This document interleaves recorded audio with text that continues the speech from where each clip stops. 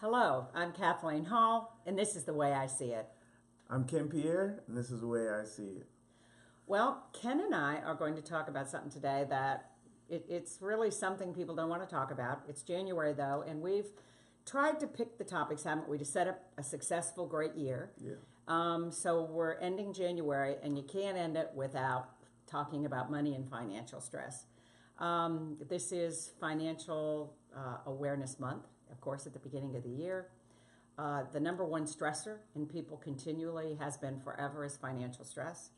And we talk about it, and the thing that I want to talk about to open up the topic is no matter who it is, almost everybody, if I think if we were under a blood pressure cuff or an MRI or whatever, when people start talking about their finances, it releases adrenaline or cortisol or your heart rate ticks up. It's just something that is like a real trigger with all of us. And someone like myself, we grew up in a very, I don't want to say meager, but tight beginnings, very, very, very, with 7 kids and 9 of us in the household, and my mom stayed at home. And but money wasn't really talked about. I mean, it was like the dirty subject, and my father handled it. If my mother got caught overspending, then it caused fighting. So it was like the dirty secret that nobody talked about, and it scared me. I was actually afraid of money. But what I knew was the person that made the money and the person that managed the money was the one with the most power in the house. I've got that very quickly as a little girl. So my first goal in my life was I will focus. I'm going to go to college and get a degree in business or finance and accounting so that I know it. I will never be like my mother. So I didn't want to be that terrified. And also, she stayed in a horrendous relationship her entire life because she was afraid she could never earn any money, and she was terrified of money.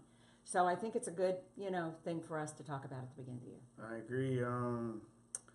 Coming out of high school, my mother, I mean, that's all I had. My mom, she was a single household, so she was working 2, 3 jobs.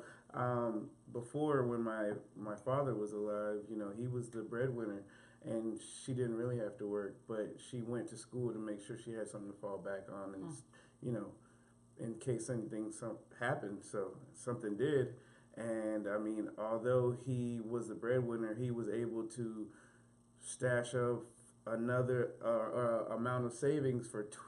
My mom was spending money for 20 years because of what my dad had built up for our family. Of course, she didn't. She strategically had to sit down and plan. What she needed to So do. you grew up watching her manage that money. Balance a checkbook, all of that, because her kids were her life, that's what she was living for, and she just didn't want us to struggle. And so I saw her take all these sacrifices and ensure that my sister went to school, out of her investments. She had to use the money, Right. so she maintained that we didn't need. And so Right. I would just want to repay her Oh. because I love her.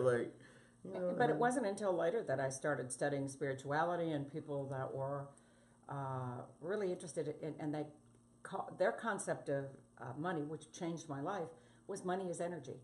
And I went, is. really? And they said, yeah, I want you to think of it, that and they really literally took some money and stacked it up and said, every penny of this can buy you freedom, choice, power. If you decide to leave a marriage, leave a company you don't like. And it changed because I had been so afraid of it, almost like a hot stove, that I didn't really think about it that much. So money is energy. And I wish that we could have a different schema in a family about money. Meaning the parents usually handle it, it's the secret. Kids don't know unless their parents fight or whatever about money. So I wish that we could, in 2018, let's take it out of the closet. Let's look at it just like we look at our health or. Needs to be a lot more hands-on and taught at a younger age instead of, because I feel like in schools or anything like that, I wasn't taught that in school. I mean, of course, there's people that come from a background where that is talked about, but my mom was just trying to maintain the lights, the food on the table. She wasn't you know, actually there to let us go through that type of Right, and I think another misnomer is that you have to have a financial counselor at Schwab or something to learn about money. Community centers, YMCA's, a lot of houses of faith, most of them now, they have people that are brokers or bankers that volunteer their time and they teach classes. So you can go to unbelievable online classes that are just filled with all kinds of information. So you can learn about stocks and bonds and savings and interest and what it does and debt. And so I just urge you. Most of it, I feel like it's knowledge, though. Most people don't have that capacity to, you know, go out there and learn. So it's January. So even if you decided to spend next month an hour a week learning about money and finance, and you and your spouse or partner, or you do it yourself, you know, I think that it's going to take discipline. But even an hour, just an hour, you know, you're on Facebook for an hour. Think about it. Twitter, Everything. you know, yeah, exactly. Going to do something else. Commit to it, and I promise you that it will change your life. And have regular financial meetings, meaning like once a week for 30 minutes. Doesn't have to be drug out. Just sit there with your partner, your spouse, yourself, and or your family, and say, well, this is what we want, a vacation in June. This is the time to talk about it and go where we want to go is going to cost $1,000, $500, wherever it's going to cost, and so we have to put away this much a month. True. Now, as a family, Billy, can you mow lawns? Susan, can you walk the neighbor's dogs or babysit? Do it as a family. It makes money a source of power. It creates community. It takes that trigger, that psychological, emotional trigger, and it takes the fear out of it. True. I mean, it builds confidence. And also realize that, you know, when you start doing this, if you do have anxiety, take deep breaths, learn some relaxation techniques. You can also go to thestressinstitute.com, and we have lots of tips on there. You can do short little guided imageries before you do it and imagine the abundance of when I save now and I do this or that, I'm going to have this vacation later.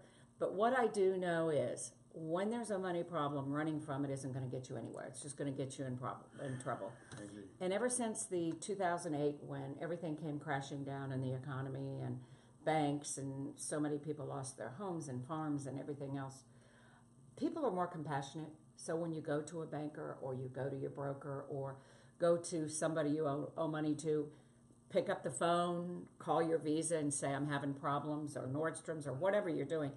People are more compassionate, and it's not shaming. It's just saying, hey, I'm having a rough patch here. Can I pay less? Can I do something? Don't be afraid of it, because people are out there to help you more than ever before. True. I think the greatest thing that happened with 2008 was it was an equalizer. A lot of us lost our homes. A lot of us went broke. A lot of us got loans called that we never dreamed. Things happened to so many of us that we just never dreamed would have happened. So I think nobody really judges people the same way they used to. And finally, I just wanted to throw in, and you're the more tech person than I am, of course, financial apps. There are amazing. Tons. And again, things like Forbes, Fortune, Inc. magazine, they're always listing, Consumer Reports, they're listing the 10 best savings apps, the 10 best balance your checkbook apps, the 10 best educational apps. Google them, find out what serves you and use it. These apps are amazing. I agree. So that's it. Don't be afraid of it. Let us hear from you. We want to hear about you and financial stress, or any great ideas that you have or classes you've taken that can help us, that we can pass them on at the Mindful Living Network. True. My name is Ken Pierre. This is the way I see it. And I'm Kathleen Hall. This is the way I see it. Have a great week. Thank you. You guys have a great week. See you.